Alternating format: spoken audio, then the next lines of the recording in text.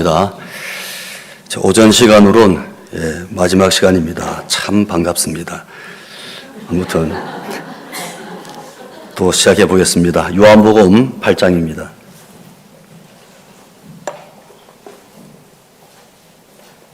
(1절에서) (12절까지) 읽겠습니다.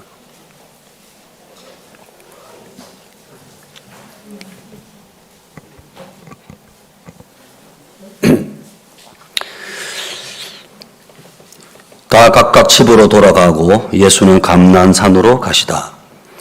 아침에 다시 성전으로 돌아오시니 백성이 다 나아오는지라. 앉아서 저희를 가르치시더니 서기관들과 바리새인들이 간음중에 잡힌 여자를 끌고 와서 가운데 세우고 예수께 말하되 선생이여, 이 여자가 간음하다가 현장에서 잡혔나이다. 모세는 율법에 이러한 여자를 돌로 치라 명하였거니와 선생은 어떻게 말하겠나이까? 저희가 이렇게 말하면 고소할 조건을 얻고자 하여 예수를 시험함이러라. 예수께서 몸을 굽히사 손가락으로 땅에 쓰시니 저희가 묻기를 마지 아니하는지라. 이에 일어나 가라사대 너희 중에 죄 없는 자가 먼저 돌로 치라 하시고 다시 몸을 굽히사 손가락으로 땅에 쓰시니 저희가 이 말씀을 듣고 양심의 가책을 받아 어른으로 시작하여 젊은이까지 하나씩 나가고 오직 예수와 그 가운데 섰는 여자만 남았더라. 예수께서 일어나서 여자 외에 아무도 없는 것을 보시고 이르시되 여자여, 너를 고소하던 그들이 어디 있느냐? 너를 중재한 그 자가 없느냐? 대답하되 주여 없나이다. 예수께서 가라사대 나도 너를 정죄하지 아니하노니 가서 다시는 죄를 범치 말라 하시니라. 11절 말씀까지 읽었습니다. 조금씩 제가 지금 정신이 돌아오는 것 같아요. 어제까지 무슨 정신으로 말씀 전했는지 기억이 안 나는데 마칠 때쯤 되니까 정신이 돌아오고 제 옆에 유 목사님이 앉아 계시더라고요. 그래서 유 목사님 왜 계시지? 참 진짜 옛날 같았으면 같이 앉아 있을 수 없는 그런 사이 아니겠습니까? 왜냐하면 목사님은 유시고 저는 김씨니 그거는 아니겠죠. 참 우리 선교회는 보면 역사도 참 오래됐지만 엄청난 이 변화를 겪었다는 마음이 들거든요. 어떤 단체고 보면 어떤 외부에서 어떤 어려움이나 문제가 있는 거 아니고 내부가 이렇게 문제가 생기고 어려움이 오면서 와해가 되는 것이 대부분 단체가 다 그런데 저희 선교는 보면 어려움은 있었지만 가면 갈수록 내부의 문제가 다 이렇게 정리가 되고 지금은 우리 선교회가 진짜 똘똘 뭉쳐가지고 전 세계에 구석구석 다 다니면서 복음을 전하게 됐는데요. 저도 한 외국 나간 나라가 한 30개 나라 되는 것 같아요. 세보니까. 제 진짜 입장이나 제 팔자란 말도 세상에 말하는 네 팔자, 내 팔자 그러는데 어쩌다 보니까 참 그렇게 된 것 같아요. 근데 이제 이래 뭡니까? 한 번은 제가 대만이었나? 태국에 이래 이제 캠프를 하는데 이제 그 아시아 쪽에 그 목사님 그 바쁘신 중에도 또 아시아 쪽의 선교사 다 또 불러서 또 이제 그 숙소에서 이제 또 교제해 주시고 이제 그러시면서 이제 하시는데 마지막 날 우리 한국 사역자들도 좀 섭섭하게 생각하겠지 하시면서 한국 사역자 다 오라 그래. 그 사택에 들어갔는데 목사님께서 하여튼 이상한 그 생긴 과일을 한 박스 어디 갖고 오셔가지고 이거 먹어봐 맛있어. 그 당시마다 우리는 너무 이제 이 좀 마음에 자유가 없어가지고 목사님 앞에 서면 고양이 앞에 쥐처럼 말입니다. 목사도 먹으라 해놓고 또 막 뒤통수를 탁 때리겠지. 과연 저게 목구멍에 넘어갈까? 그냥 막 참. 그때 너무너무 눈치를 많이 보던 그런 시절이었어요. 하지만 굉장히 위로가 됐던 게 뭐냐면은, 여러분 참 동생들은 그 앞에 누가 있습니까? 형이기 때문에, 형이 다 터져주기 때문에 동생들은 그 뒤에 숨어 있으면 되거든. 그래 딱 보니까 유목사님이 계시더라고요. 이야, 오늘 큰형님이 계시네. 저 뒤에 숨어 있어야 되겠다. 그래 역시나 이제 그만 먹자 하시더니 앉아봐 하시더니, 여러분 외국에 나왔으면 좀 거기에 좀 초점 맞추면 안 됩니까? 목사님은 어림없이 뭐가 문제인지 말해봐 또 그러시더니, 뭐가 문제인지 말해봐. 그래서 저는 가만히 있었더만은 이제 한 사람, 이게 문제입니다. 저게 문제입니다. 제가 이렇게 잘못 살았습니다. 했던 목사님이, 아니야, 다 틀렸어. 나중에 유목사 말해봐. 네, 목사님 참 정말 마음 높여 살아왔던 것 같습니다. 죄송합니다. 목사님이 아니야. 전부 다 아니래요. 예? 유 목사님이 말씀하셔도 아니야 하니까 저는 말할 필요가 없는 거죠. 가만히 있었죠. 갑자기 어디 누가 손님이 오셨나 봐요. 그래서 막 누가 찾아왔는데 목사님 막 나가시면서, 내가 말이야 답을 말해줄게. 답을 잘 들어봐 하시더니, 야, 답이 뭘까? 뭐라고 말씀하실까? 하고 있는데 목사님이, 내만 믿어. 내만 믿으면 돼. 제발 좀 내 좀 믿어줘. 하시고는 탁 나가시더라고요. 누구를 믿으라고요? 목사님 좀 믿어달라는 거죠. 그 말씀하신 이유가 나중에 참 세월 지난 다음 보니까 우리가 목사님을 안 믿고 있었더라고요. 여러분 이해되십니까? 예. 하지만 그 당시에는 왜 목사님은 믿고 있는데 믿어달라고 그러실까?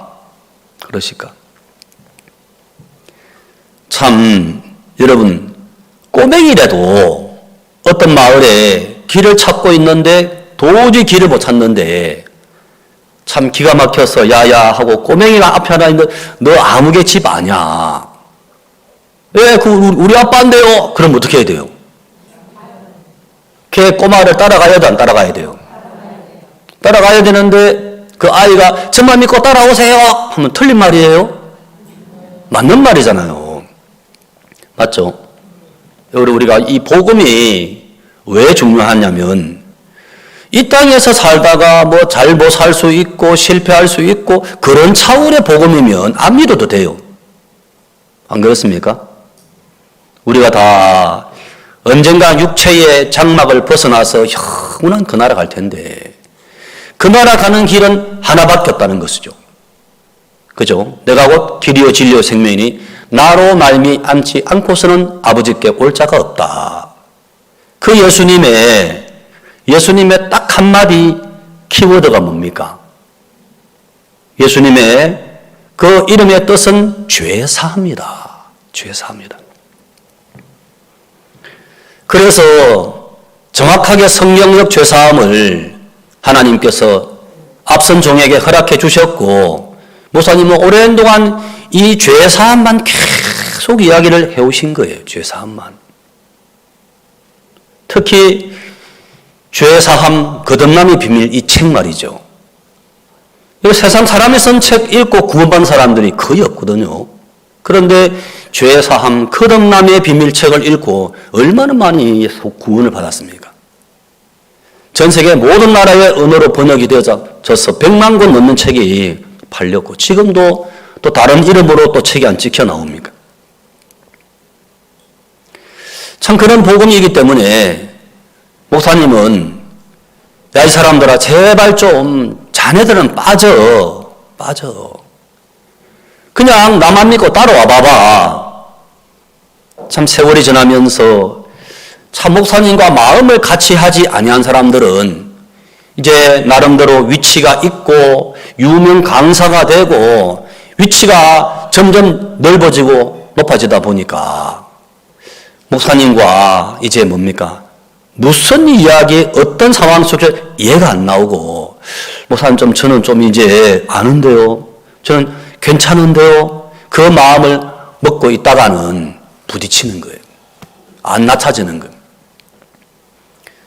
그래서 참 무시당한다 싶고 하다 보니까 어떤 분들은 가방을 싸서 자기 길로 가는 분들이 그래 있더라고요. 야, 저분 진짜 귀하신 분인데, 저분 말씀이 참 좋으신 분인데 왜 저렇게 떠나가지 하고 보니까 못나서 못해서 가는 게 아니고 잘하기 때문에 떠나가더라고요. 잘하기 때문에. 저도 제 동기들이 여러 사람이 있었는데 뒤돌아보면 보이지가 않아요. 근데 한 사람 한 사람 감히 제가 쳐다볼 수 없는 참 귀하신 분들이었는데 그 귀한 것으로, 그 귀한 은사로 이 세계 속에 못 붙어 있더라고요. 이 세계는 과거에도 은혜 입었지만, 어제도 은혜 입었지만 오늘도 은혜 입으려면 신앙의 1번지가 뭡니까? 누구든지 나를 따라오려거든 자기를 부인하고 십자가를 지고 매일 나를 쫓을지니라. 예수님을 따라가는 건 따라가는데, 복음을 전하긴 전하는데 앞에 무엇이 앞에 조건이 있어야 되겠습니까? 자기 부인. 아무리 은혜 있고 복음을 잘 전해도 자기가 비워지지 아니하면 그 사람은 주님을 쓸 수가 없더라는 거죠. 주님 안에서 참 어떤 우리의 그런 인격, 주님 안에서의 존경받는 그 기준은 보니까 어떤 상황 속에서도 또 자기를 부인하고 또 책망받았을 때 마음을 꺾고 또 함께할 수 있는 자기 부인이 전제된 삶이 주어졌을 때 그때 주님 안에의 인품이 결정이 되더라고요. 우리는 그런 걸 보고 배웠거든요. 하기 때문에 서로가 흐르고 위로도 흐르고 아래도 흘렀을 때 하나지, 안 흐르면 얼마 못 가더란 걸 우리는 봤단 말이에요. 그래서 우리의 어떤 인격체는 한 개개인의 인격이 아니고, 그죠? 뭐가 인격이 있습니까? 우리의 인격은 교회로 말미암아 내 개인은 부담스럽지만 교회가 믿음으로 나가면 교회와 연결된 사람은 자기를 이겨내더라고요. 함께 할 수 있고. 그래서 야 진짜 우리가 참 이 교회를 만났고 먼저 복음을 만나서 교회와 함께 하다 보니까 세상 사람들이 꿈꿀 수 없는 진짜 그런 영의 세계 속에 우리가 들어와 있는 걸 보겠더라고요. 참이래 오늘 이 말씀에 한 가지 중요한 부분 먼저 말씀을 드리고, 저도 말씀을 드리면서 자칫 제가 또 이렇게 옆으로 빠질 수 있기 때문에 안 빠지려고 한번 말씀드리고 이어나가 보도록 하겠습니다. 자, 요한복음 8장에 보시면 예루살렘 성전에 지금 하나의 그림이 지금 그려져 있습니다. 그렇죠? 많은 사람들이 한 여자를 끌고 이제 심판을 하고 있는 그런 그림입니다. 여기 보니까 자 4절에 예수께 말하되, 누굽니까? 서기관 바리새인들이 4절 예수께 말하되 선생님, 이 여자가 간음하다가 현장에서 잡혔나이다. 모세는 율법에 이러한 여자를 돌로 치라 명하였거니와 선생은 어떻게 말하겠나이까? 이 사람들은 지금 간음한 여자를 지금 심판하고 있는데요. 무엇으로 심판하려고 합니까? 모세의 율법으로 이제 심판을 하는 거죠. 모세 율법으로 심판을 하게 되면 이 여자를 살릴 길이 있습니까? 없습니까? 없다는 거죠. 이 사람들은 겉모양은 서기관 바리새인들이지만 이 사람들의 마음을 잡아주고 있는 것은 모세의 율법이란 거죠. 모세의 관점으로 봤을 땐, 율법의 관점으로 봤을 땐 도저히 살릴 수가 없는데 예수님은 뭐라 말씀하시나 보니까요. 예수님은 자, 몇 절입니까? 6절입니까? 예.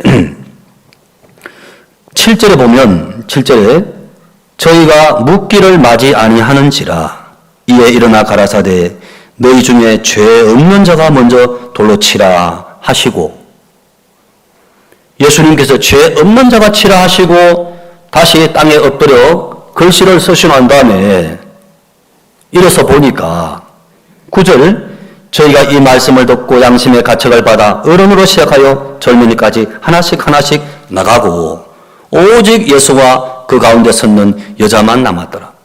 방금까지 진짜 무서운 그런 참 표정으로 목소리로 돌로 이 여인을 팍 죽이려 했던 이 심판했던 사람들이 하나도 없는 거예요. 그건 다른 게 아니고 율법의 심판 앞에 정면적으로 딱 이제 도전장을 내민 것이 예수님의 은혜의 판결인 거예요. 예수님의 관점이 딱 나타나서 예수님의 뜻이 선포되어지니까 그렇게 노기와 같이 강하게 나왔던 많은 사람들이 참 한 사람도 보이지 않고 다 도망가 버리고 멸망 앞에 섰던 이 여자가 생명을 얻는 걸 볼 수가 있다는 거죠.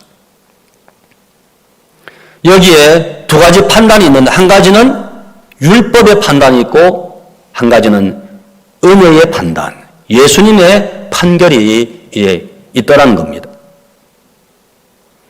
이것은 요한복음 8장만 그런 게 아니고 진짜 이 시대에 살아가는 우리 한 사람 한 사람 마음이 어떤 일, 어떤 상황 속에 항상 두 가지의 그런 판결, 그런 결정이 우리 마음을 순간순간 이끌어 가더라는 거죠. 요한복음 창세기 4장에 보면 창 4장 보게 되면 세월이 지난 후에 그 다음에 가인과 아벨이 하나님 앞에 딱 서는 순간이 오죠. 안 그렇습니까?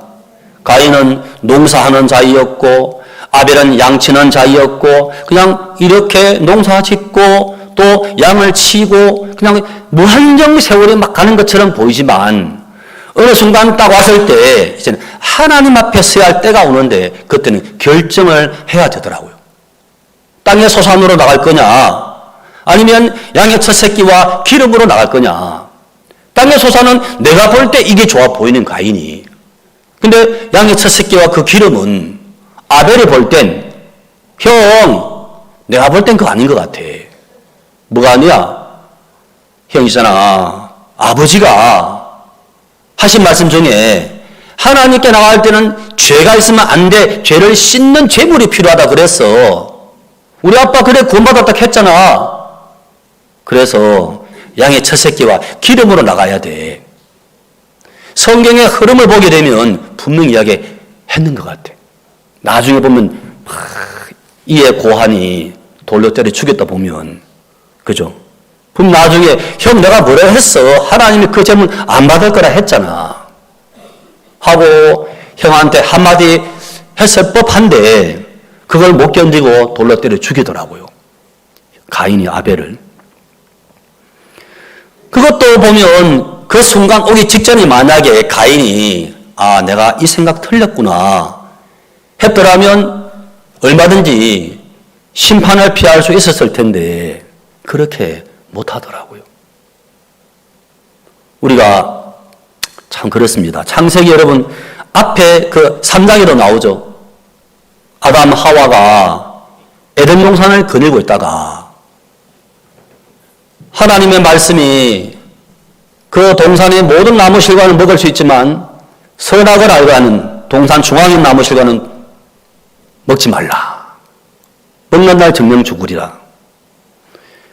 그렇게 살아왔는데 뱀이 나타나서 뭐라고 합니까? 하는 말이 결코 죽지 아니한다 했을 때 이제 하와의 마음에 두 가지 판단이 세워진 거예요. 하나님의 말씀을 믿을 거냐, 저 뱀의 지혜로운 저 말을 믿을 거냐. 갈등하다가 어떻게 합니까? 마음을 딱 정하는 순간이 왔다는 거죠. 그래서 하나님의 말씀을 믿으려 치면 뱀의 말을 버려야 되고, 뱀의 말을 믿으려면 하나님의 말씀을 버려야 되는데, 하와는 누구 말을 받아들였습니까? 뱀의 말을 받아들이더라고요. 참 저는 어릴 때 제가 살았던 동네가 참 가난한 동네였어요. 부산시 남구 문현동 506번지 17통 4반. 우리 아버지가 이제 반장님이셨는데. 근데 그 당시에는 이제 참 어렵다 보니까 이제 장사꾼들이 지나가요. 장사꾼들이 막 지나가면서 뭐 아이롱 사세요 아이롱 하고 이제 나오고 뭐 또 이제 막 그 당시에 바짝바짝 나오는 게 이제 밥통도 있고 또 막 텔레비도 막 이야기 나오고. 근데 우리 어머니가 귀가 얇아. 그래서 꼭 뭐 한 개 사시더라고. 예? 그날 저녁에요. 또 이제 3차 대전이 벌어지는 거라. 그리고 아버지는 이제 아이들이 또 학교에 갈 때 회비도 내야 되고 또 명절 오기 전에 옷도 하나 사 입혀야 되는데 돈을 모아놔야 되는데 자꾸 뭘 사요. 사는 거랑. 그 당시에는 이제 이게 다리미가 전기 다리미가 막 나올 그 시점이지만 그 당시에는 다리미가 뭐냐면 안에 숯을 집어넣어가지고 숯이 안에서 뜨겁게 막 달궈지면서 그 힘으로 막 다리는 고개 막 귀찮은 거예요. 근데 장사가 와서 전기 다리미를 탁 보여주니까 얼마나 좋아요. 너무너무 좋은 거라. 그래서 이제 우리 어머니가 하나 덜컥 샀는데 그날 저녁에 그냥 이 여자가 말이야 그러시면서 아버지가 이제 그래 아버지가 막 우리 어머니 못 때리니까 또 다리미 집어 던지면 안 되잖아요. 어김없이 날아가는 게 물동이가 나요. 물동이가 뻥뻥 날아가요. 그래가지고 이제 참 그 며칠 뒤에 그 다리미를 돌려줘야 돼요. 돌려주고 어머니는 물동이 지고 이제 우물가에 물 길러 갔다가 오는데 물이 막 새는 거라. 물이 막 새는. 물 날아가면서 이게 어떻게 이제 구멍이 났나 봐. 그래 어머니는 또 막 서불서불 욕을 하시면서 찰려면 나를 차지 물동이가 무슨 죄가 많다고 물동이를 차노 하고 이제 그냥 또 누가 지나가요. 땜질합니다. 땜. 땜쟁이죠, 땜쟁이. 그래가지고 또 이제 뭡니까? 그 땜을 하고, 예. 그 당시에는 참 이 동네가 재밌었어요. 그 당시에는 가난해서 집에 대문이 없어. 대문이 없으니까 막 다 개나 소나 다 들어와요. 다 들어오고, 예. 참 멍게장사 하다가 배고프면 한번 들여다보고 아이고 밥 좀 한 숟가락 좀 주이소 가면 아이고 아줌마요 들어오이소 해가지고 보리밥 나눠 먹고 갈 땐 또 참 멍게를 또 주고 가고. 예. 또 어떤 아줌마 새벽에 제치국 사이소 제치국 하다가 자빠져가지고 다 쏟아버렸네. 이게 복귀가 안 되서 나니까 그래 엉엉 울고 있으면 또 나가서 이제 아이고 아줌마 들어오이소 얼마나 참 그래 어렵겠습니까. 아침에도 밥도 나눠 먹고.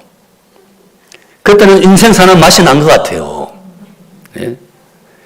근데 또 잊을만 하면 우리 어머니 또 뭐 사버리네. 그래가지고 우리 아버지가 열받으시는 게 내가 화를 내는 게 말이야. 그렇게 생각이 안 돌아가나? 그거 다 사버리면 아이들 공부를 어떻게 시켜? 그러시면서 제발 좀 생각 좀 하고 꼭 해야만 할 땐 나한테 물어봐. 나한테 뭐 하라고요? 물어보고 결정하라는 거죠. 물어보고.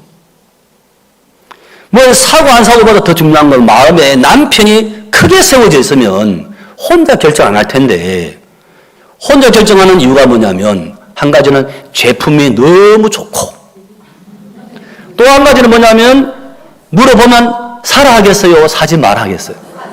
사지 마라 하거든. 어차피 물어봐봐야 소용없으니까 욕 실컷 얻어먹더라도 가정의 편리함을 위하여 몇 대 맞을 각오하시고 이제 샀는데 끝이 안 나. 그래서 우리 아버지 주특기 밥상을 발로 빵 차면 진짜 누구 말로 김치가 벽에 탁 붙었다가 쫙 자주 봤어요 그걸.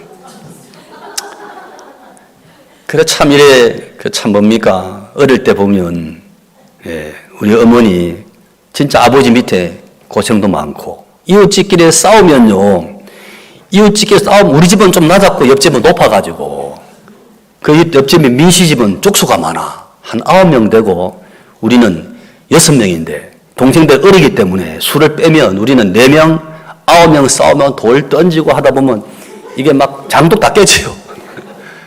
그럼 우리 아버지가 오셔가지고 어찌됐노? 하고 딱 들어보시고 상대방이 잘못됐으면 찾아가서 그 형님 그거 좀 들어보니까 좀 그렇습니다. 이렇게 하면 되는데 무조건 우리가 잘했건 못했고 우리 아버지는 우리 어머니를 또 줍해요. 여자가 말이야 감히 하고 막 그게 옛날 6.25 집안 6.25 이제 가풍 아닙니까? 일단은 이제 내가 잘못했다고 그게 아니고 하면 또 뭐가 날아가요? 또 물통이 날아가네.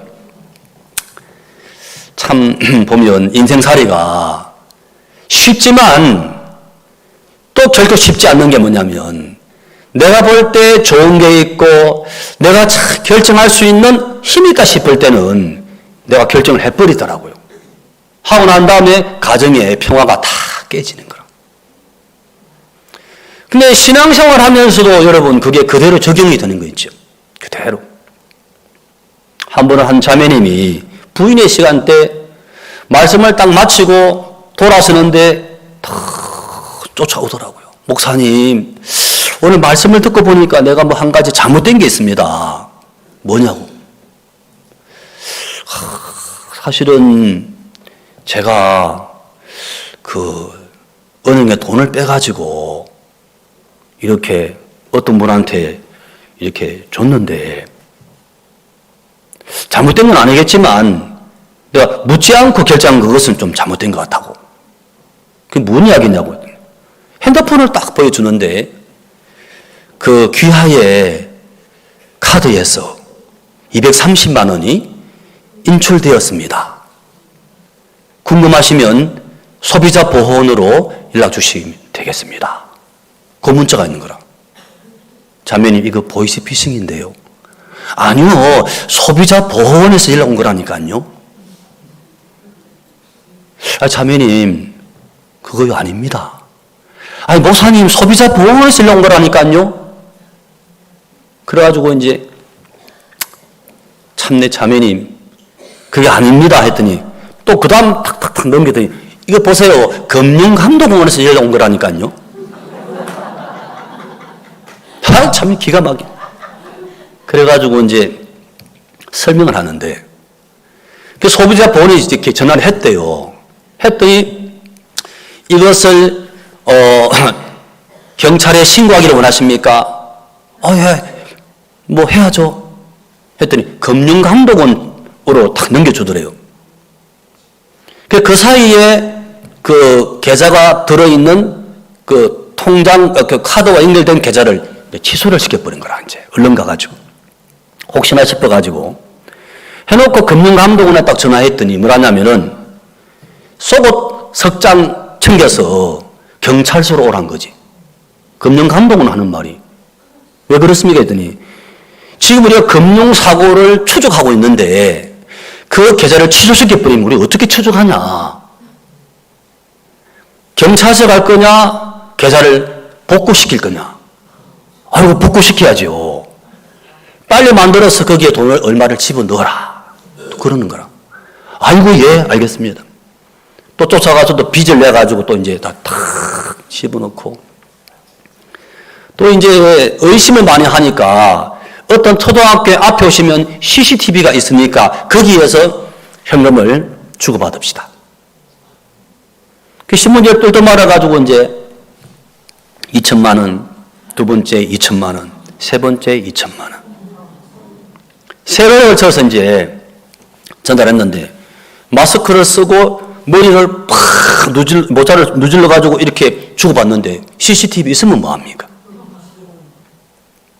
그렇게 다 해놓고도 이 자매님은 소비자 보호원에서 연락 왔고 금융감독원에서 왔기 때문에 의심을 전혀 안 하더라고.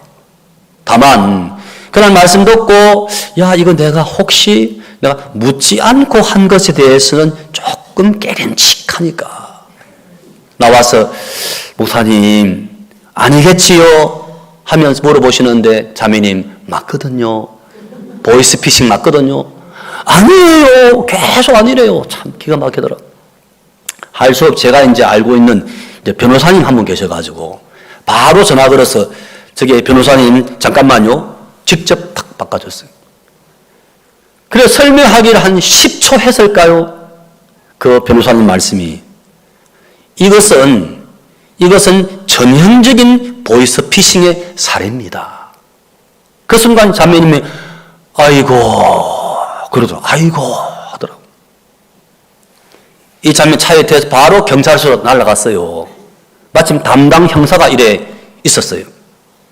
그 상황을 설명을 딱 했더니 그분 말씀은 이거는 10년 전에 유행했던 아주 구시대식 그런 보이스피싱입니다. 지금도 여기에 속는 사람이 있습니까? 하더만 그분이 저를 쳐다보고 누구시죠? 저한테 누구시죠? 아, 예, 저는 이분이 나가는 교회에 제가 담임 목사입니다. 했더니 세상에 아주머니 한 번은 당할 수 있지만 두 번째 당하기 전에 왜 목사님께 안 물어봤죠? 와, 그 형사 입에서 왜 목사님께 안 물어봤죠? 그 순간 자매님 고개를 탁 들고더라고요. 고개를 들고더라고요.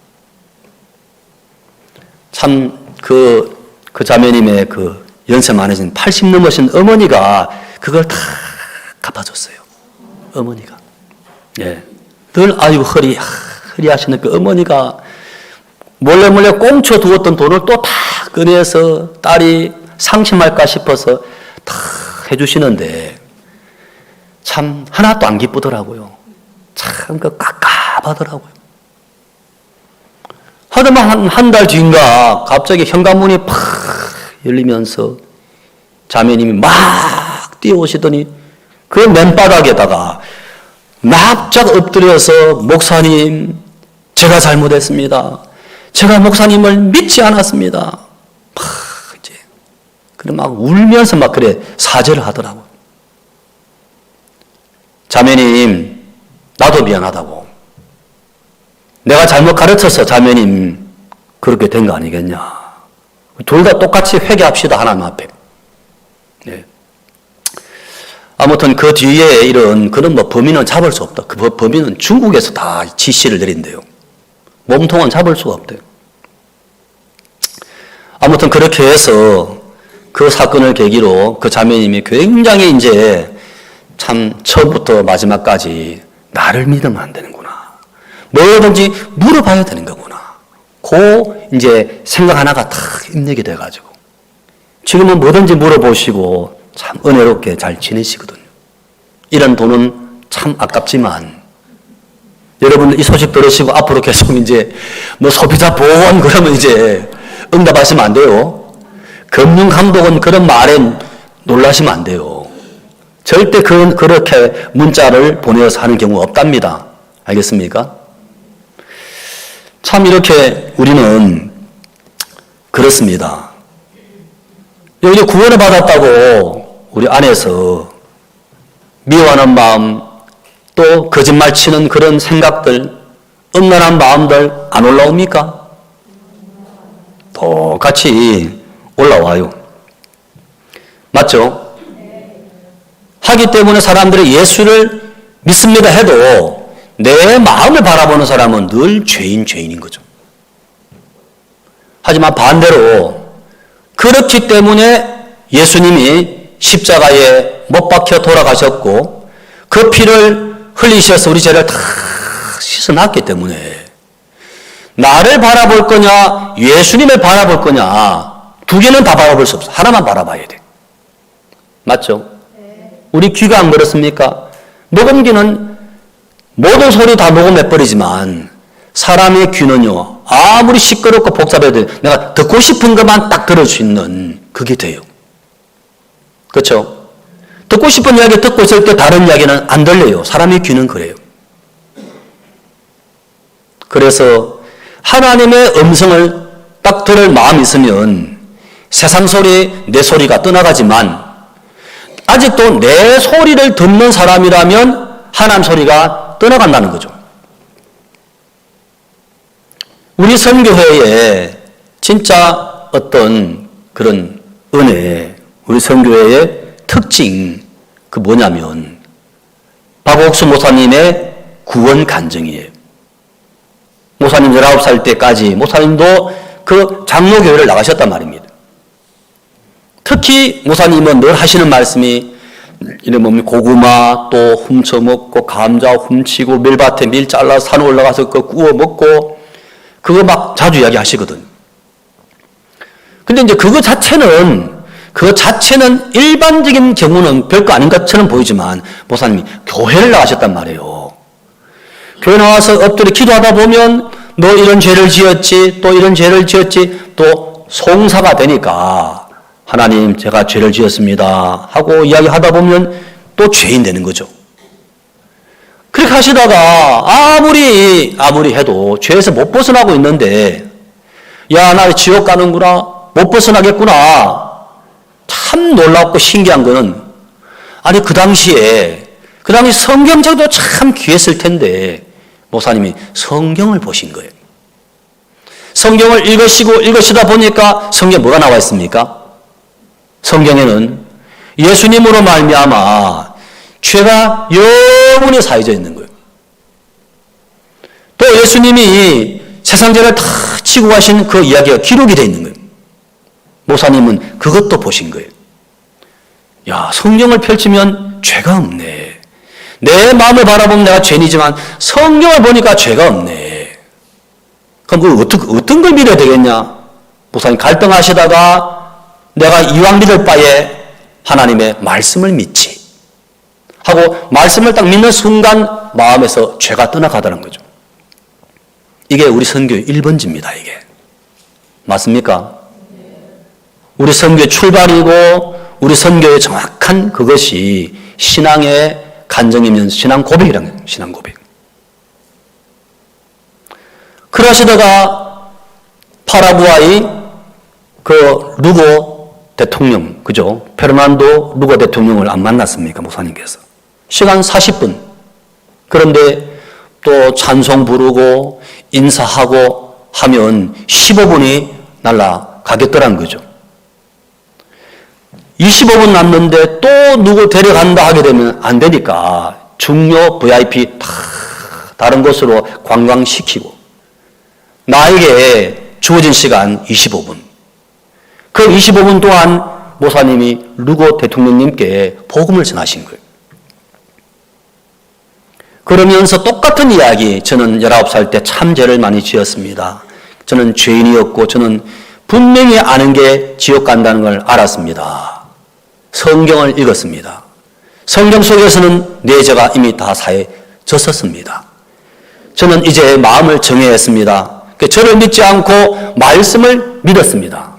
말씀을 믿고 보니까 내 마음에 죄가 없었습니다. 그래서 저는 의인이 되었고 구원을 받았습니다.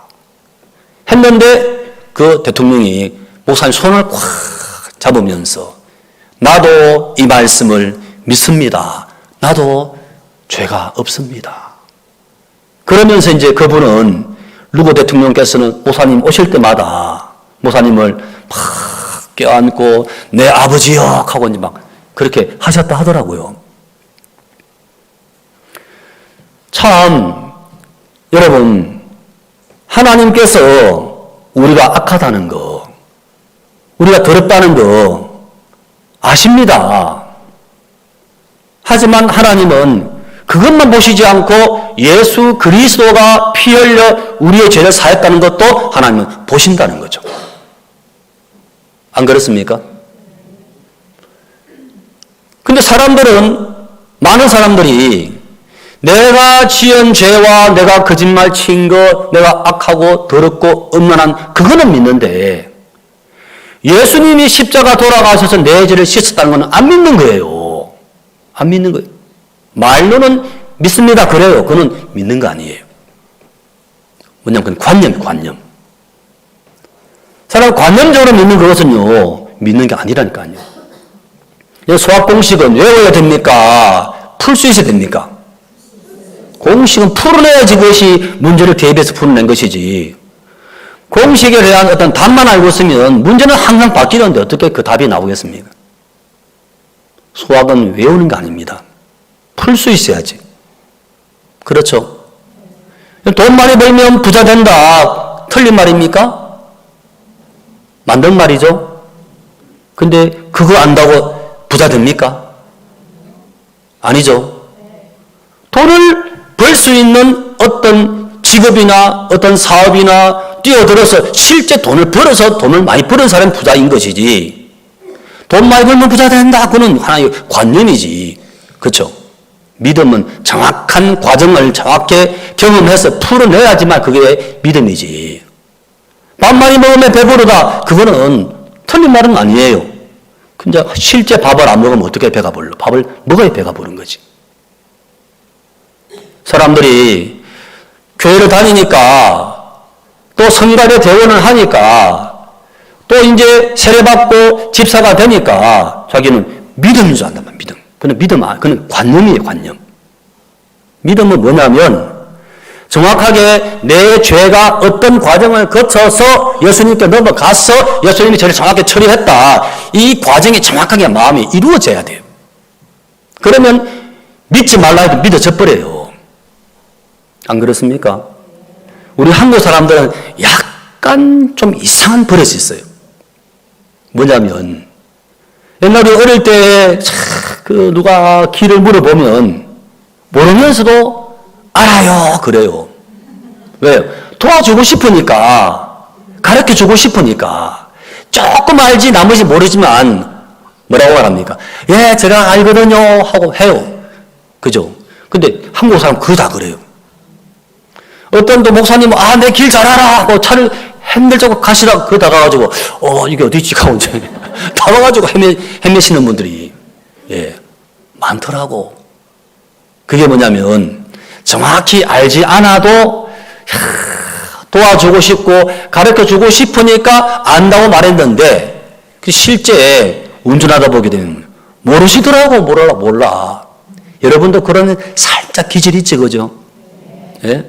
친절, 또 막 도와주고 싶은 마음은 참 귀하지만 정확히 모르면 모른다고 해야 되는데 모르면서도 안다 하는 거예요. 도와주고 싶어가지고. 근데 실제 도움을 잇는 사람은 너무너무 답답한데 급한데 헤매고 있으니까 차라리 참 다른 사람한테 물어보았더라면 벌써 도착했을 텐데 그렇게 되는 거죠. 그게 이제 우리가 쏟고 있는 거예요.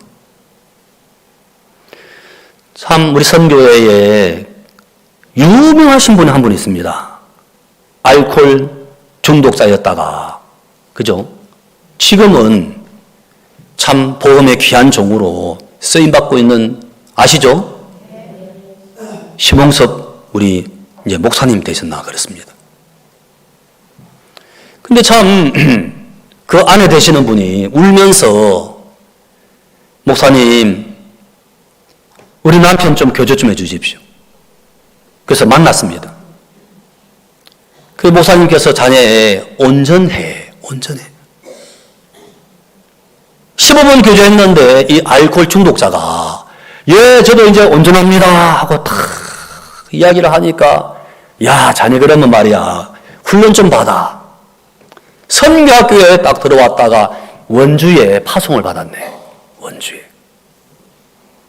그때 원주에 정용만 목사님 계셨는데 소문을 들어보니까 7번 원주에 부사역자 와 있으면서 7번 저기 어딥니까? 합천입니까? 합천으로 이렇게 이제 출장을 갔다 왔대요, 출장. 보내지도 않았는데 출장 갔다 왔대요. 그래가지고 이제 모사님께 이게 다 알려졌어요. 그래 이제 다시 이제 사택에 탁 앉아있고, 심홍섭 형제 앉아있고, 예? 박 모사님이 이제 이래저래 이야기하시다가 옆에 떡 보고 누가 있냐면은 박영주 모사님이 탁 옆에 이제 앉아있었는 거예요. 그 박 목사 그 분당에 빈방 하나 없나? 있는데요. 잘 됐다. 그러면 자네 분당 가 있게. 이제 분당에 이제 오게 된 거죠. 분당에. 분당 왔는데 이제 아이고 잘 지내더래요. 그렇지. 원주랑 분당은 같을 수가 없지. 그리고 이제 진짜 바뀌었구나. 7번 왔다 갔다 하더니 달라졌구나 하고 있는데 한 번은 보니까 안 보여. 그 어디 갔는 거 같으면 합천 갔대. 그렇게 한 번, 두 번, 세 번. 그러니까 박영주 목사님이 계속 용납했다가는 또 그동안 뭐 했어? 책임 추궁 올 것 같으니까 이제 지금 좀 내가 고발을 해야 되겠다. 목사님, 저기 그 심홍섭 형제가 사실은 3번째 집에 갔다 왔습니다 하고 이야기를 탁 했대요. 근데 박 목사님 말씀이 하시는 말씀이 뭐라고 하셨냐면은 앞으로 한 3번 더 갔다 와야 돼. 하지만 심형제는 온전해. 우리는요, 믿음으로 말을 한다고 했는데 형편이 반대로 흘러가지게 되면 우리 믿음은 어디로 흘러가요? 형편으로 시부지하고 옆으로 새더라고요. 근데 목사님의 믿음은 안 바뀌어요. 목사님은 언제나 말씀만 믿고 형편을 다 무시해버리더라고요. 무시를 해버리더라고요. 예. 저희 교회도 목사님 앞에 나가서 안수받거나 교제받고 삶 자체가 달라진 사람이 여러 사람이 있어요. 뭐 다 이야기할 수는 없겠죠. 참 진짜 여러분이 죄사함 받는 것도 심홍섭 형제님 달라진 것도 진짜 죄사함이나 그 형제님 달라진 것만 달라진 게 아니고 성경에 내 생각을 무시할 수 있는 말씀만 믿을 수 있는 얼마나 많은 근거들이 있습니까? 안 그렇습니까, 여러분? 예? 그 근거들을 하나 우리가 믿게 되기를 바라더라고요. 그 근거를 믿기까지에는 조건이 뭔가 보면 내 생각 따라가면 이거는 망하는 거구나. 내 생각은 틀렸구나. 한 번은 어째 이야기하다 보니까 참 궁금한 게 있었어요. 목사님도 사람인데 목사님 육이 있을 텐데 왜 목사님 육으로 안 사시고 계속 믿음으로 사시는 비결이 뭘까? 목사님께 질문했어요. 목사님 말씀이 야, 이 사람들은 내가 뭐 믿음이 좋아서 내가 이렇게 믿음 사는 것 같아? 아니야. 나도 푹 자고 싶고 나도 막 구경하고 싶고 나도 막 이렇게 먹고 싶고 그래. 내가 한 가지 아는 건 뭐냐면 내가 육으로 가면 나는 망한다는 걸 난 정확하게 알아. 내가 영적인 사람이어서가 아니라 육으로 가면 망하기 때문에 나는 어쩔 수 없이 나는 믿음으로 가는 거야. 그것이 사는 길이기 때문에.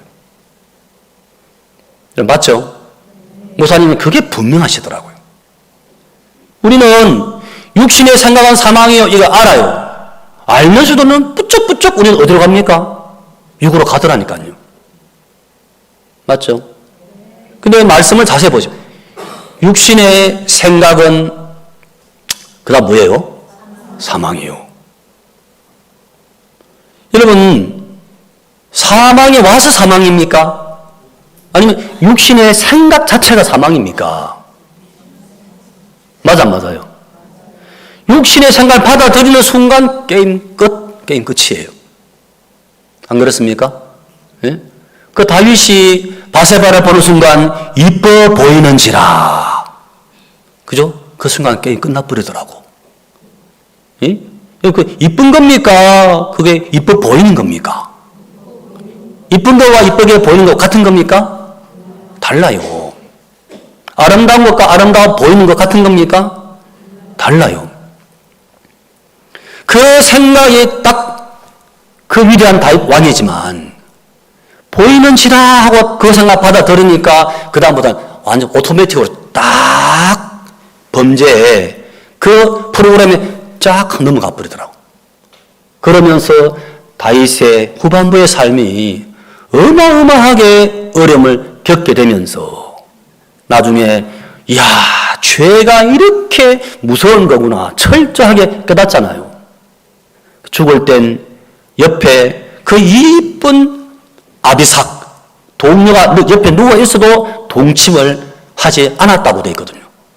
그것은 그 동료를 본 게 아니고 내 마음에 일체 그 생각 자체를 용납하지 않을 수 있는 내성이 형성이 되어 있는 거예요. 마음에. 내 속에 육신이 안 나와야 되는 게 아니고 유혹이 없어야 되는 게 아니고 내가 저거 따라가면 내가 망해. 그 생각이란 결단이 없기 때문에 우리는 또 끌려가는 거예요. 맞죠? 여러분 그 뭡니까? 옛날에 저 누구죠? 바둑 잘 두는 사람 있죠? 로버트하고 이세돌이하고 그것 이름이 뭐였죠? 그 컴퓨터 있죠? 네?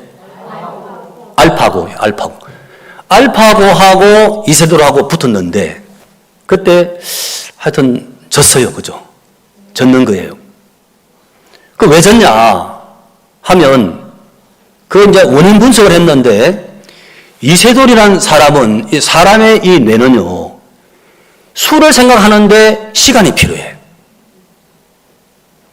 수많은 대국을 했겠지만 이런 상황에 이렇게 할까 돌을 어디에 놓을까 이걸 팍 생각하는 시간이 10분 걸리면 이 알파고는요 3초면 삐리삐리삐리삐리 띠디딕 다 나와버려요. 이게 수백 개의 수천 개의 대국이 이런 상황일 때 여기 어디 두면 내게 유리할지 알파고는 굉장히 짧은 시간에 많은 데이터가 딱 이렇게 결론이 나오는 거예요.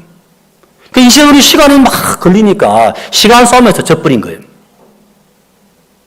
그 말은 뭐냐면 많은 경험이 쌓이고 데이터가 쌓이게 되면 결정하기가 굉장히 좋아요. 안 그렇습니까? 그런 것이 없다 보게 되면 야 이거 괜찮지 않을까? 그죠? 아까 그 자매님 같은 경우에 이제는 안 속죠. 이제는 막 소비자 보호원 소자만 나와도 그냥 막 금융감독은 예? 뒤도 안 돌아보고 이제 목사님하고 거기 자주 나와서 이제 또 막 질문도 하시고 하시더라고요. 잃어버린 참 그런 것들은 참 아깝지만 야 하나님 우리에게 내 생각 따라가지 않고 진짜 하나님의 말씀과 이런 권능에 마음을 탁탁 넘길 수 있는 그런 마음의 이 과정이 형성되는 것은 그냥 결코 되는 건 아니구나. 예, 그렇죠. 참이래 하나님께서 요한복음 이 8장 말씀은요. 진짜 이 신구약 통틀어서 이걸 꽉 짜게 되면 요한복음 8장이 톡 튀어나온단 말입니다. 완전 엑기스예요, 엑기스. 구원의 핵심이 이 속에 들어있고 신앙의 핵심도 이 속에 들어있더라고요. 핵심이 뭐겠습니까? 예수님의 진짜 이 복음은 하나님의 관점이고 하나님의 결정이고 하나님의 말씀편에서 보실 땐 이 가늠한 여자만 이렇게 정죄치 않는 게 아니고 지붕 뚫고 내려왔는 중풍병자에게도 첫마디가 예수님께서 나도 너를 정죄하지 아니하노라. 그때 옆에 있던 서기관 바리새인들이 속으로 이르되 참 참남하도다. 하나님 한 분 외에 누가 너희 죄를 사하겠느냐. 그렇죠? 예수님은 이 사람 너무 불쌍하고 은혜 입혀주고 싶어서 예수님은 뻔히 환자인 줄 아시면서도 몸이 아니라 이 사람의 영혼에 꼭 필요한 생명의 말씀, 나도 너를 정죄하지 아니하노라. 네 죄 사함을 받았느니라. 사람의 기준으로 볼 때 바로 바리새인들이 참남하다 그러더라고요. 참남하다. 여러분, 진짜 간음증 잡힌 여자나 중풍병자나 38년 된 병자나 어떤 사람이라도 이 사람들의 그 모든 죄 문제 자신에게 있습니까? 예수님께로 넘어갔습니까? 넘어갔다는 거죠. 그러면 성경에 나와 있는 어떤 사람이라도 예수님께 나와서 은혜 입은 사람들의 공통점, 특징이 뭐냐면 생각 속에 머물러 있었다가 어느 순간 생각에서 빠져나와서 말씀적으로 마음이 결정된 사람들이 하나같이 은혜 입은 사람들이 맞죠? 하지만 그런 말씀 앞에 마음이 넘어가지고 결정되어지는 이 부분에 마음을 빨리빨리 결정 안 하신다면 또다시 우리는 육신에 끌리게 되고 막 어려움을 겪어야 되더라고요. 참 저도 이렇게 목회를 하다 보니까 참 어떤 이래 어려움이 있냐 하면 여기 진짜 심홍섭 형제만 있는 게 아니고 각 교회마다 심홍섭 과에 그죠? 비스무리한 사람들이 있어요, 없어요? 제천에는 없죠. 우리 군산에 많아요. 예? 군산에 많아요. 한 형제가 이래 청년 형제인데 이 형제는 마음에 뭐가 있냐면 나는 손해봤다. 이 마음이 나는 손해봤다. 그러니까 중학교를 남아공에서 나오고 고등학교를 케냐에서 나왔어요. 그리고 단기를 호주를 갔다 왔어요. 부모님이 시킨 대로 교회가 시킨 다 했는데 결론은 대학교도 못 나왔어. 취업도 잘 안 돼. 그래서 내가 교회를 함께 했는데 잘 된 게 뭐 있습니까? 이런 공중부양이라면 들어보세요. 공중부양. 하여튼 제가 참 이래 군산 가서 이 형제하고 한 3번, 4번 이 형제가 막 분노를 해요. 목사님 내가 뭘 잘못했습니까? 저는 시키는 그대로 했습니다. 결론이 이겁니다. 어쩌란 말입니까? 참 진짜 깝깝하더라고. 어이 준영아 끝난 거 아니잖아 지금. 이 과정이야. 야 하나님이 심홍섭 형제 온전케 했다면 너 온전케 못했겠냐? 그러면 이제 교제는 좀 돼요. 다시 만나면 또 이제 막 형제가 막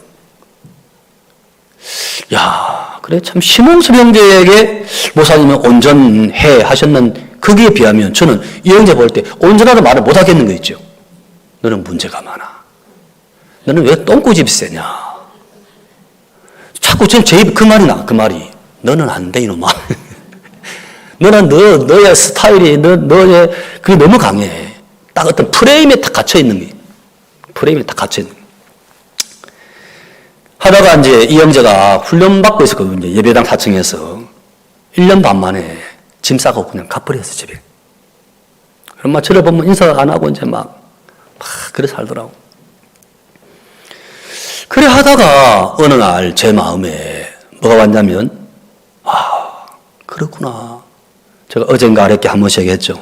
내가 이 물을 고쳤으니. 뭘 고쳤다고요? 물을 고쳤다. 진짜 내 안에 물이 바뀌었구나. 이제 율법도 인간의 의도 어떤 애씀도 아니고 이제 진짜 예수님의 은혜의 그런 물로 바꾸어 주셨구나. 그 바뀌어 놓았는 그 물을 이렇게 적용시켜 보니까 준영이도 달라진 거예요. 준영이도 얼마든지 은혜 입을 수가 있는 거예요. 어느 날 다시 또 마주하게 됐습니다. 야 준영아, 하나님이 시몬 형제만 온전케 하신 게 아니고 너도 온전케 했다. 그리고 하나님이 하나님의 교회를 축복을 하시는데 우리 교회에 복받은 교회고 앞으로 계속해서 하나님이 역사하실 거야. 많은 사람이 구원을 받을 거야. 그러니까 교회가 복받으면 너도 복받겠냐 못 받겠냐? 그렇죠. 복받죠. 그래 너 복받아. 현재 네 이런저런 어떤 문제도 그거는 시간 지난 다음 뒤돌아보면 아무것도 아니야. 나는 이거 믿는다. 너도 믿냐? 야가 믿어요. 믿는데요. 목사님 저 한 개 좀 일할 것 좀 주세요. 그래 해라. 해서 주일 아침에 이제 본당 저 뒤에서 그냥 안내를 받네. 왔다 갔다 안내 보고 이제. 그 시간이 지나면 지날수록 교제가 되어지는 폭이 넓어지는 거 있죠. 아침에 성경 읽으면서 마음에 와닿았던 말씀 또 앉아봐라 하고 교제하면 또 그 말씀을 받아들이는 거죠. 그 말씀 받아들일수록 이 청년 마음이 굉장히 부드러워지는 거예요. 제가 그 청년을 보고 놀란 게 아니고 야, 내 마음에 내가 진작에 내가 말씀의 관점으로 말씀으로 대해줬다면 참 많은 사람 얻었을 텐데 말씀은 말씀이지만 내 관점을 버리지 않고 있다 보니까 어느새 나도 모르게 내 관점으로 다 판단을 해버리더라고. 사람들은요, 그거 정확하게 알아요. 정확하게 알아요. 그죠? 그러면서 이제, 내 저분에게는 은혜 못 있겠다. 그 마음 딱 들어가 버리면 딱 사람이 돌아서 버리더라고. 하기 때문에, 진짜 어떤 상황, 어떤 형편이 아니고, 내 마음이 하나님의 말씀 앞에 정확한 선을 긋고, 내 마음의 믿음으로 들어가 버렸을 땐 어떤 문제도 믿음으로 다 넘어가지는 걸 보겠더라고요. 참 이래 오늘 바리새인들의 관점으로 이 여자는 사망. 살아날 수 있는 전혀 길이 없었습니다만은 오늘 예루살렘 성전에 바리새인들만 있었던 게 아니고 누구도 있었습니까? 예수님이 오셨다는 거죠. 오셔서 예수님의 그런 판단, 예수님의 결정은 그 멸망의 직전에 있던 여인의 생명을 너무나 아름답게 살려내시는 거예요. 아까 목사님께서 그 우크라이나 이야기를 하셨는데 이제 그 행하다 저희들은 7월 달에 뭐 합니까? 월드 캠프를 합니다. 그러면 전 세계에서 이제 다 오죠. 6개 프로그램을 돌립니다. 대학생들, 그 다음에 이제 CLF, 그 다음에 또 뭐가 있습니까? 장관, 총장, 교정청, 또 리더스 컨퍼런스 해가지고 또 지도자급 대학생들. 올해는 또 2개 더 늘어납니다. 올해는 소방청, 경찰청 또 늘어납니다. 근데 그 중에 이제 작년부터 한 개 포함된 게 뭐냐면 댄페도 들어가고 댄페. 옛날에는 댄스 페스티벌이 월캠프 때는 이 다 나눠져 버렸거든요. 작년부터는 그대로 이제 이게 한 대학을 유지하는 거예요. 쉽게 말하면. 근데 이제 이 작년 같은 경우는 그 코로나 때문에 방역 지침이 너무 강해가지고 오다가 중간에 또 막 걸리기도 하고 막 취소되고 많았거든요. 근데 댐페를 하다, 이렇게 월드캠프 하다 보면 제일 중요한 게 뭐냐면 유럽팀이 와야 돼요. 3개 나라 와야 되는데 하나는 흰 색깔이 와야 되고 한 개는 검은 색깔이 와야 되고 흰색은 백인, 검은색은 흑인, 한 개는 황색 인종 중에서 이제 아주 댄스가 강렬한 댄스가 어디냐면 인도 댄스. 이 3가지는 오고 우리가 점수 매길 적에도 그렇게 이제 우선권을 줘요. 이를테면.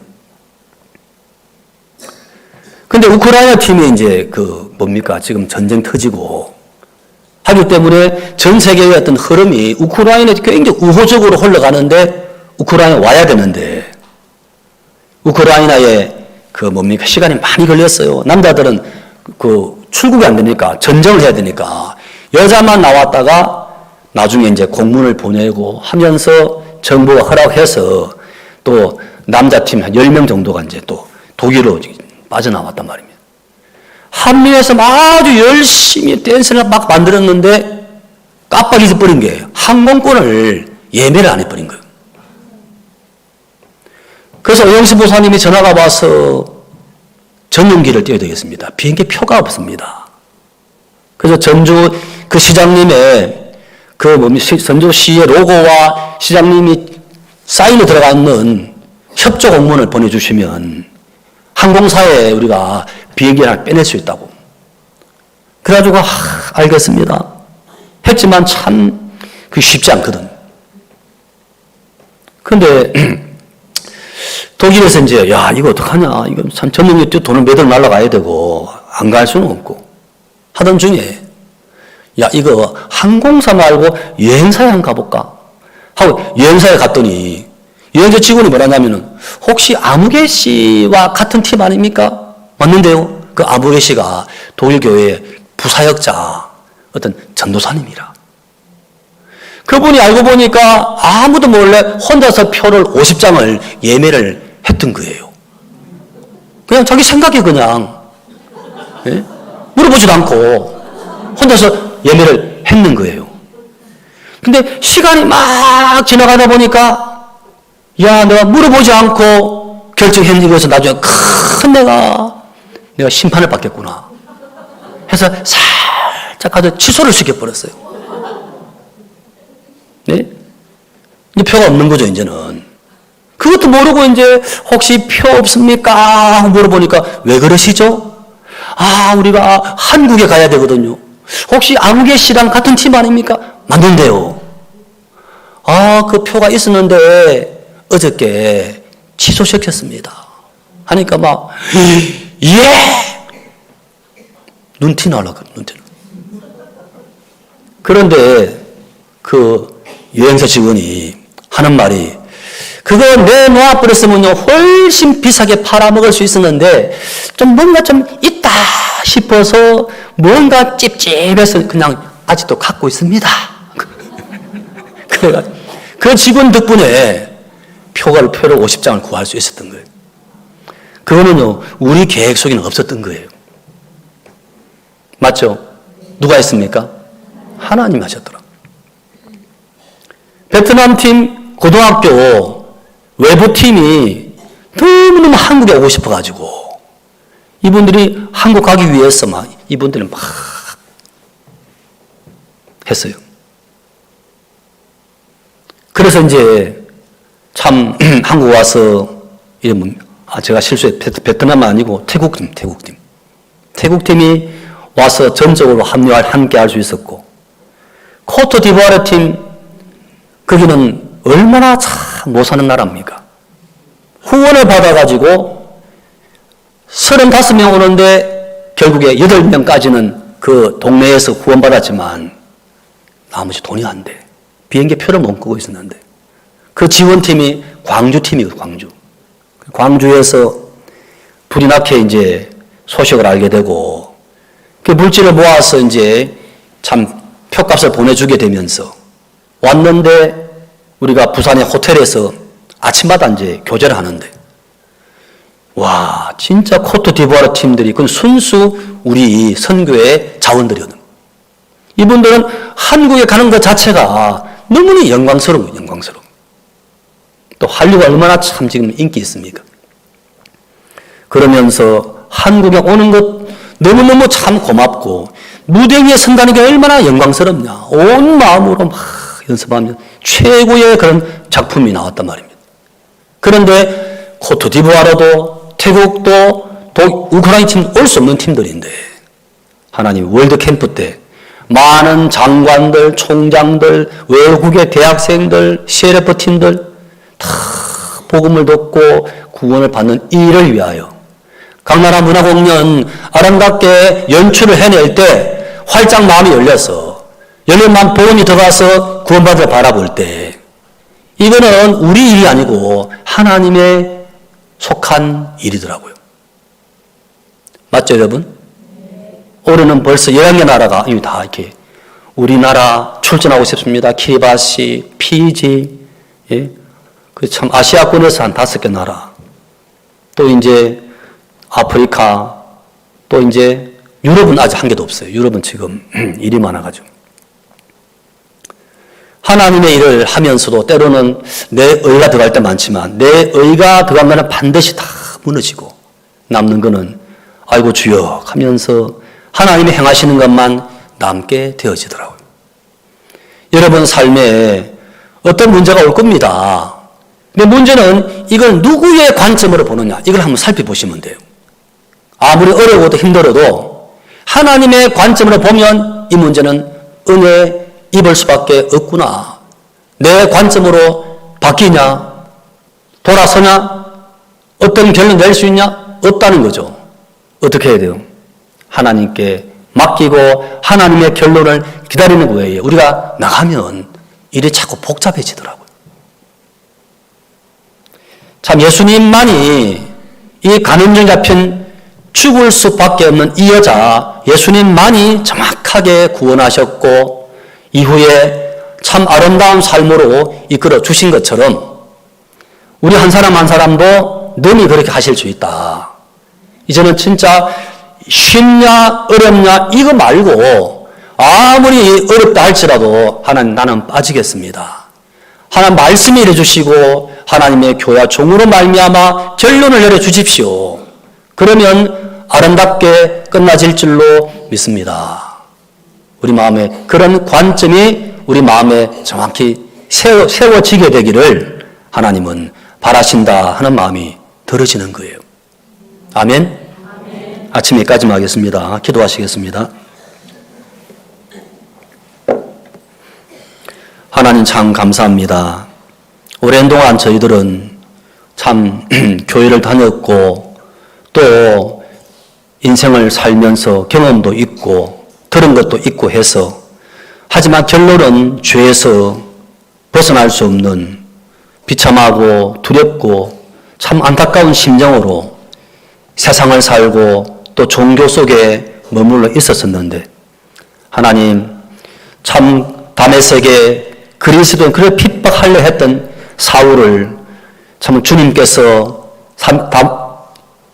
사울을 다메섹 도상에서 만나주시고 사울아 사울아 네가 어찌하여 날 핍박하느냐 책망하시면서 참 사울이 바울로 바뀌어지는 주님이 행하시면 어떤 형편도 문제도 달라지는 것들을 보아왔습니다.